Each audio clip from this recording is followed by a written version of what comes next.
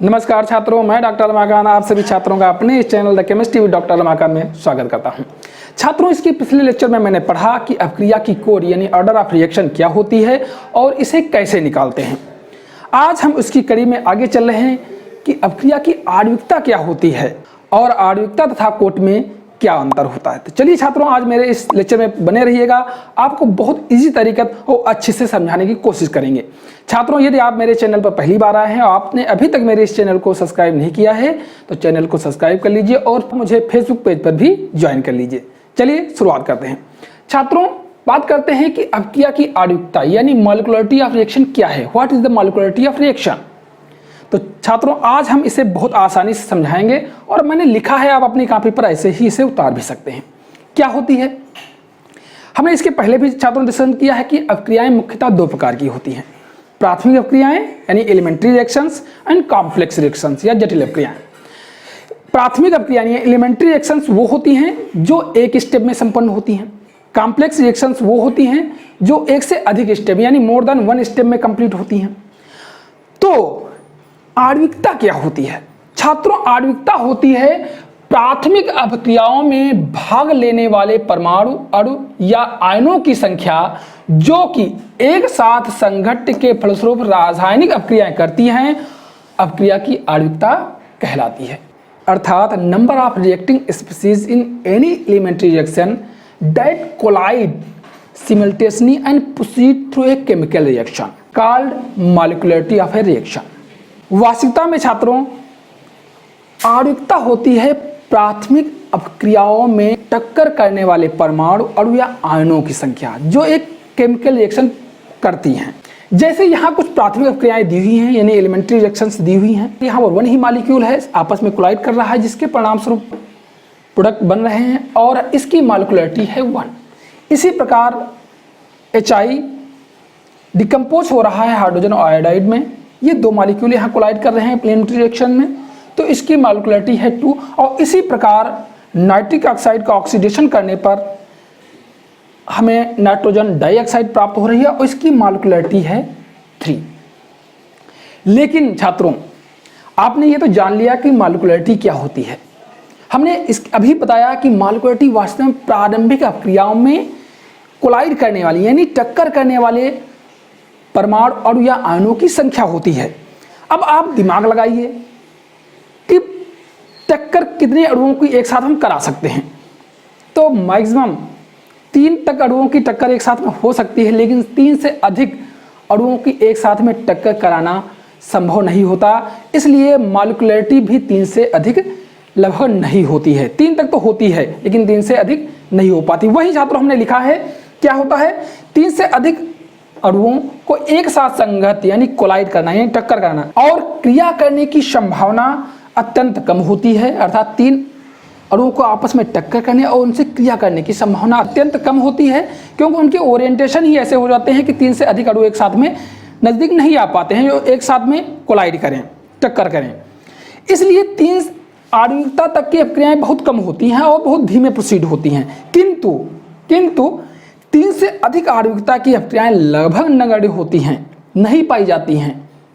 ठीक छात्रों, समझ गए आप? अर्थात 3 आणविकता तक की अपक्रियाएं होती हैं, बहुत स्लो गति से होती हैं, क्यों? उनकी 3 अणु आपस में टक्कर कर सकते हैं, लेकिन 3 से अधिक अणुओं का आपस में टक्कर अत्यंत कम हो पाता है और संभावना बहुत कम होती है। उनके ऐसे ओरिएंटेशन होते हैं, संरचनाएं ऐसी होती हैं जो समस्याएं क्रिएट हो जाती हैं और टक्कर नहीं हो पाती है।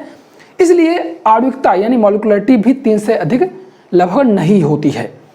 अब बात कर लेते हैं, ये तो प्राथमिक अपक्रियाओं की बात हुई, क्यों? मॉलिक्युलरिटी का जो मेन एम है वो एलिमेंट्री रिएक्शंस तक ही है, यानी जो एक स्टेप में रिएक्शंस होती हैं। लेकिन बहुत सी रिएक्शंस होती हैं जो एक से अधिक स्टेप में संपन्न होती हैं, उन्हें हम जटिल यानी कॉम्प्लेक्स रिएक्शंस कहते हैं। लेकिन जटिल अपक्रियाओं में आणविकता का कोई महत्व व अर्थ नहीं होता है। जैसे एक हमने काल्पनिक रिएक्शन दी है 2A + 2B given to P + Q। यहाँ आपको लग रहा होगा 3A है और 2B है, तो इसकी मॉलिक्युलरिटी 5 होनी चाहिए, लेकिन ऐसा नहीं होता है। जब किसी केमिकल रिएक्शन में स्टोइकियोमेट्रिक कोएफिशिएंट अधिक हो जाते हैं तो इसका मतलब नहीं है कि वो सभी आपस में कोलाइड कर रहे हैं, नहीं। उस कंडीशन में हम रेट डिटर्मिनिंग स्टेप यानी जो स्लोएस्ट पद होता है उसे देखते हैं, क्योंकि ये रिएक्शन मोस्टली 2 से अधिक स्टेपों में पूर्ण होती हैं और सभी स्टेप्स तो स्लोएस्ट नहीं होते। जो सबसे स्लोएस्ट स्टेप होता है वो उस रिएक्शन के लिए बहुत ही मायने रखता है और वो स्लोएस्ट पर रेट डिटरमिनिंग स्टेप भी कहलाता है, क्योंकि रिएक्शन का रेट डिटरमाइन करता है और उसी स्टेप के आधार पर अभिक्रिया की कोड यानी ऑर्डर ऑफ रिएक्शन भी निकालते हैं, वही होती भी है। और वही स्टेप मेन रूप से उसकी मॉलिक्यूलरिटी भी हम कह सकते हैं, लेकिन मॉलिक्यूलरिटी फिलहाल प्रत्येक प्राइमरी स्टेप में समान व भिन्न हो सकती है इन कॉम्प्लेक्स रिएक्शंस में। जैसे हमने ये अभिक्रिया कराई, इससे आपको लग रहा था कि 5 मॉलिक्यूलरिटी होनी चाहिए, 5 होनी चाहिए, लेकिन ऐसा नहीं है। ये अभिक्रिया कई स्टेपों में पूर्ण होती है और देख लिए कई स्टेप्स दिए हुए हैं जिसके परिणाम स्वरूप हमें ये अभिक्रिया कंप्लीट होती हुई दिखती है। प्रत्येक स्टेप में मॉलिक्यूलरिटी डिफरेंट है कि पहले में 2 है, दूसरे में 2 है, तीसरे में भी 2 है और चौथे में 3 है।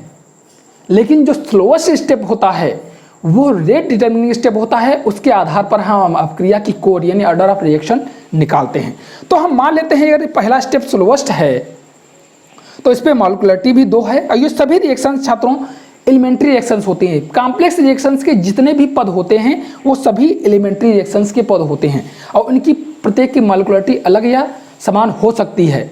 और एक चीज़ और बता दूं, जितने एलिमेंट्री रिएक्शंस होते हैं उतने ही इंटरमीडिएट बनने की संभावना भी उस रिएक्शन में होती है।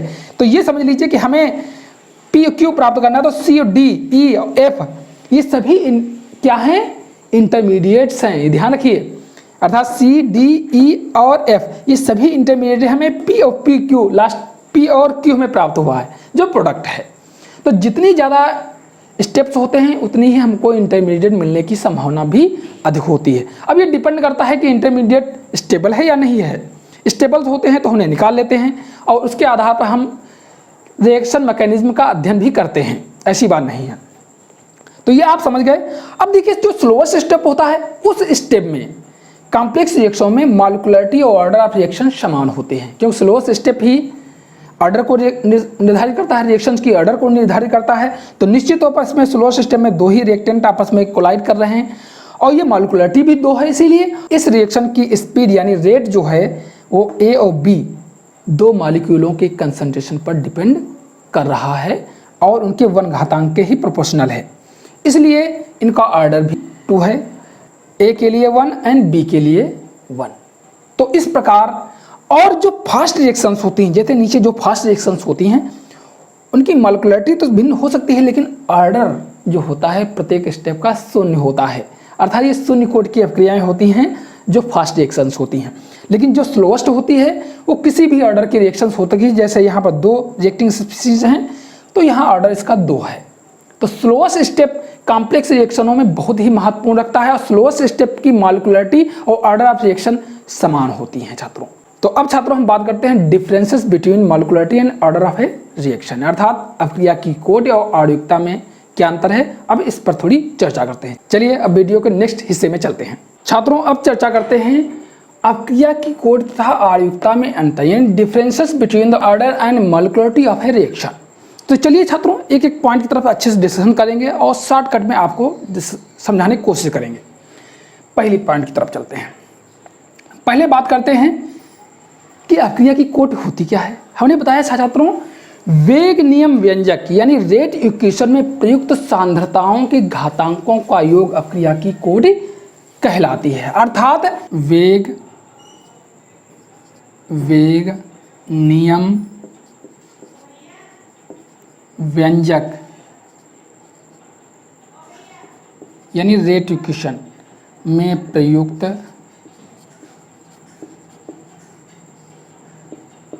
सांद्रताओं के घातांकों का योग के घातांकों यानी एक्सपोनेंट या पावरों का योग जो क्या होती है अभिक्रिया की कोड कहलाती है। आणविकता क्या होती है?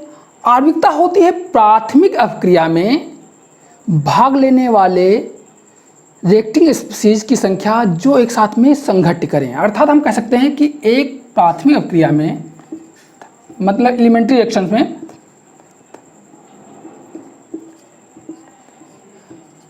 अपक्रिया में एक साथ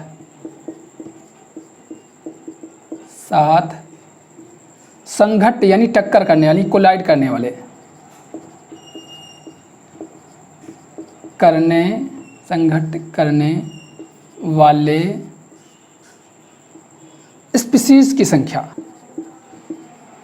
स्पीशीज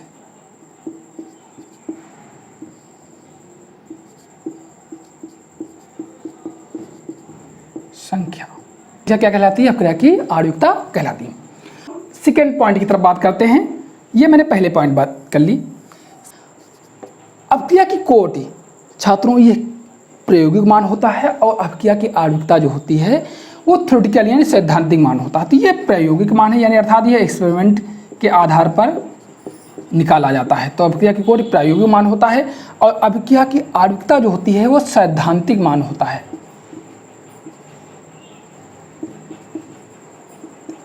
सैद्धांतिक मान यानी थ्योरेटिकल वैल्यू होती है। अब बात करते हैं नेक्स्ट पॉइंट की तरफ छात्रों, चलते हैं, आपको बताते हैं।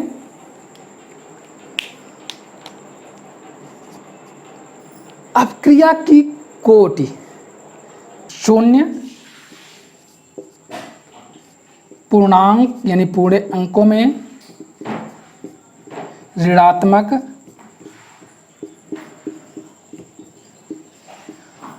व और क्या भिन्नांक हो सकती है। क्या? भिन्नांक यानी फ्रैक्शन भी हो सकती है। अर्थात अपक्रिया की कोटि शून्य, पूर्णांक, ऋणात्मक व भिन्नांक हो सकती है, जबकि अपक्रिया की आणविकता सदैव पूर्णांक होती है। सदैव पूर्णांक होती है, सदैव पूर्णांक होती है। तो ये हो गई अपक्रिया की नंबर्स जो होते हैं अपक्रिया की कोटि के या ऑर्डर के, आणविकता के, वो किस परिप्रेक्ष्य में होते हैं उसकी डिस्कशन हो गया। अब बात करते हैं नेक्स्ट पॉइंट की तरफ छात्रों अपक्रिया की कोटि प्राथमिक यानी एलिमेंट्री रिएक्शन तथा जटिल यानी कॉम्प्लेक्स रिएक्शन अपक्रियाओं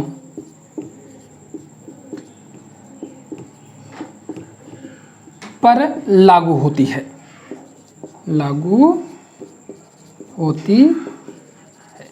अर्थात ये दोनों प्रकार की, जबकि ये किस प्रकार की? ये प्राथमिक अपक्रियाओं पर लागू होती है, जटिल अपक्रियाओं पर ये इसका कोई अर्थ नहीं होता। अर्थात ये जो आणविकता होती है ये प्राथमिक अपक्रियाओं पर ये पर लागू होती है। अपक्रियाओं पर आणविकता जो होती है प्राथमिक अपक्रियाओं पर लागू होती है और जटिल अपक्रियाओं के लिए कोई इसका अर्थ नहीं है। जटिल अपक्रियाओं में कोई अर्थ नहीं, अर्थ नहीं। समझे छात्रों?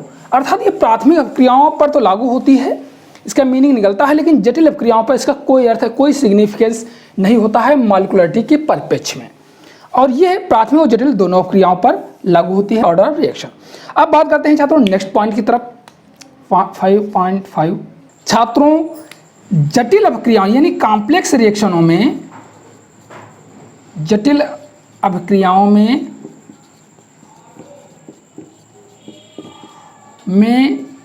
कोटि जो होती है वो स्लोवेस्ट स्टेप की दी जाती है। स्लोवेस्ट स्टेप यानी जो सबसे स्लो पद होता है की दी जाती है,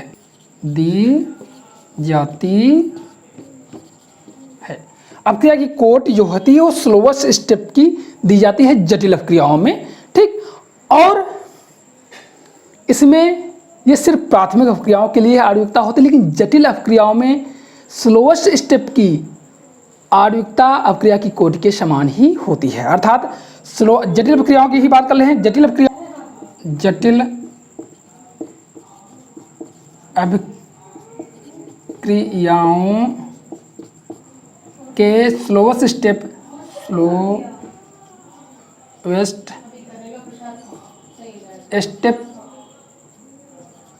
की मॉलिक्यूलरिटी यानी आणविकता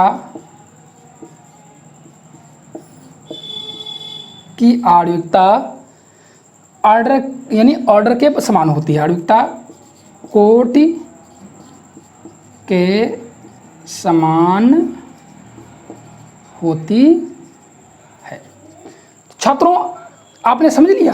छात्रों फिर से मैं सभी पॉइंटों को एक तरफ डिस्कशन कर लेता हूं। अपक्रिया की कोटि क्या होती है? वेग नियम व्यंजक में प्रयुक्त सांद्रताओं के घातांकों का योग अपक्रिया की कोटि कहलाती है। अब प्राथमिक अपक्रियाओं में एक साथ संघट्ट करने वाले यानी टक्कर करने वाले स्पीशीज़ों की संख्या जो है अपक्रिया की आणविकता कहलाती है। यह एक प्रायोगिक मान होता है, यह एक सैद्धांतिक मान होता है। अपक्रिया की कोटि शून्य, पूर्णांक, ऋणात्मक व धनात्मक भिन्नांक हो सकती है और यह सदैव पूर्णांक होती है।